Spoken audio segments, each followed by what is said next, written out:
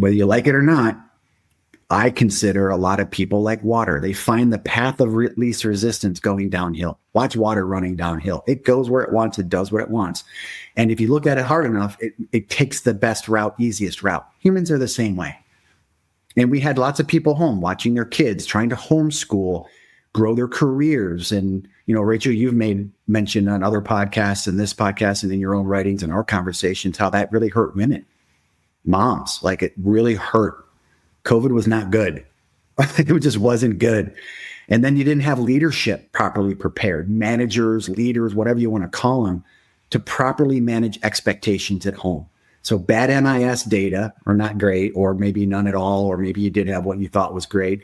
And then leaders not willing to have hard conversations or hold people accountable the right way to keep performance up.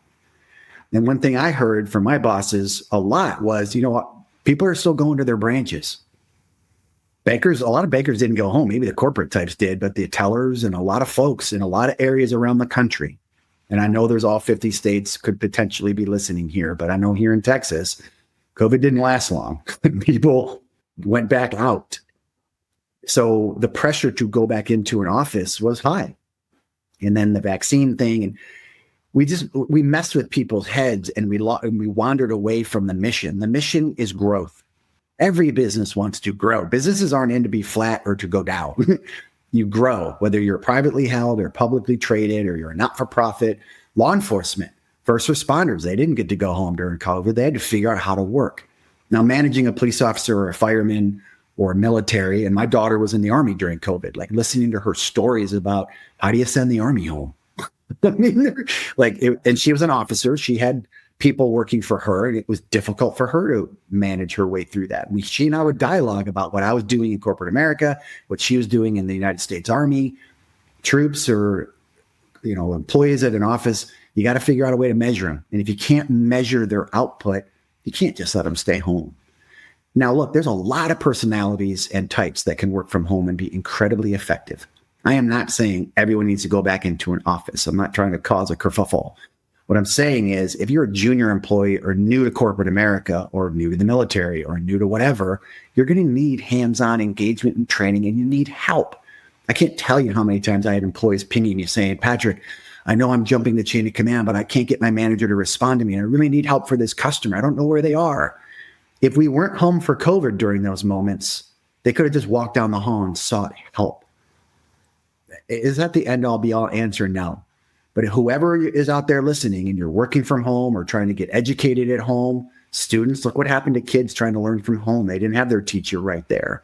And then you're self-guiding yourself through a tutorial. Everyone learns differently. Everyone works differently. I think it should be up to the employer and the associate. I really do believe that. But if you can't work from home and be as productive as your organization needs or wants you to be, then you need to go into an office. I mean, at this point in my career, I could work on the moon. I really could. I travel a lot. We have other sites I go visit. I meet people that are Dallas-based here locally. This week, I've been in Dallas or Grapevine or wherever multiple times this week for lunch meetings. Eye-to-eye contact is great. You and I, Rachel, we do some of our best work side by side.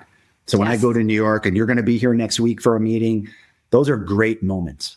And every employee I have, because we're mostly a remote org, probably half the org is remote, everyone says, man, I really love having lunch. Thanks. We need to do this more. There's just something about human to human contact that matters. So the debate is the debate. The outcome is the outcome. But I think it's corporate choice, your employer who does get a vote, and you get a choice. Mm-hmm. I mean, employment is free agency. You are free to go where you wish. But if you're learning or new, or you're the type of, whether you're tenured or not, that needs to be around other people, make the right choice for you. And your employer will make the right choice for them. That's my comments on it. So many interesting comments. We could probably go on for hours about this topic, and maybe we'll do a follow through. So if you're curious about particular nuances of this conversation, right? COVID was a very unique time, but I feel like in many cases we're normalizing, and it's a new normal that we live in. So let us know if you want to talk more about it. But a couple of takeaways for us to bring with us. So the first thing is, it's not all or nothing. Right? Companies like to say, we are a fully remote company. We are a fully in the office company. And it doesn't need to be that way. You can have fairness even in calibrating your policies and practices accordingly based on the role and based on the person. When a company does say everyone's got to be in the office, they should be mindful that they're restricting their access to talent only within commutable distance of a zip code, right? And so for some employers, that might be a sacrifice that they're not willing to make. And so what I would say to employers, one takeaway for you, if you're a leader, if you're a manager, choose what's best for your company based on where you're at in your stage of growth. If, as Patrick described, you're a well-oiled machine, you've got all of your accountability metrics, you've got your data, you hire experienced people, go for it, right? They might actually be more productive.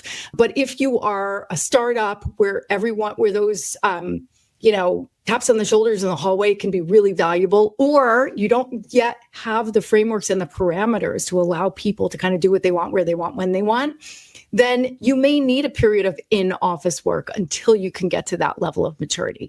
And even if you choose to be primarily remote or in office, you might decide that for some roles or for some employees, you might choose something different based on what they do and based on what they need. You might say it's performance-based. You might say, hey, after a year of employment, if you've demonstrated productivity, blah, blah, blah, then you can work from home. Or you might say only these jobs are approved to work from home based on the types of roles they are, the access to data, the security, the things like that. So it never needs to be an all or nothing. And then a takeaway I would have as an employee, whether you're just starting out or whether you're an experienced professional and you're working remote or you're considering working remote, really think through how you're going to build your brand and how you make sure people know you and recognize your work, even though you're not showing up every day, right? So building relationships virtually is different, right? Showing up, asserting yourself and your opinions, making sure you don't fall out of sight, out of mind, is hard work, and it needs intention and purpose. And then one last takeaway, I think we're only supposed to do one, but I just can't help it. One last takeaway is when you work from home, set yourself up at a real desk, right? Try and find some of the discipline and the structure that you would have in an office.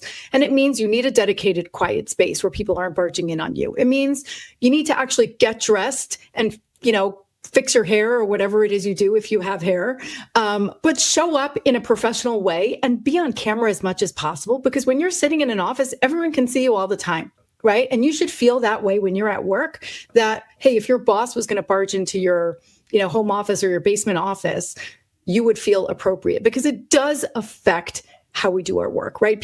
Most people, again, I'm sure there are some exceptions, but most people who are sitting on the couch in their PJs, watching Netflix while they're balancing their laptop on their lap, probably, and again, there might be some exceptions, so tell me if you are one of those, but most people aren't going to be as productive.